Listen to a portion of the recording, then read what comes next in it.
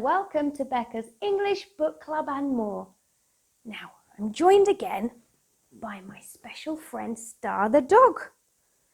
He wants to listen to the story, but he's still quite young. So we're going to see if he can listen nicely with his ears and sit still and listen. Let's see if he can do it, and let's see if you can do it too. Now, this book is about a dog too. But this is a brown dog and Star is a white dog. And the book is called No by Marta Atres. Hi, my name is No. I'm a very good boy. I am so good that my family is always calling my name. No! I help them get to places faster. I taste their food before they eat to make sure that it is all right. No! I help them look for treasures in the garden. No!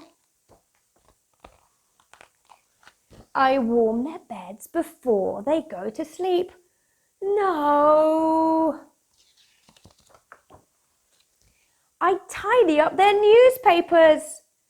No! I help them with the laundry. No!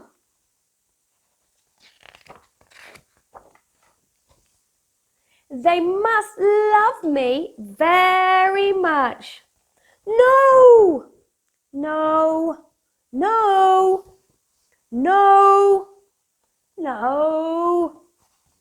No! I love them too. There's just one thing I don't understand.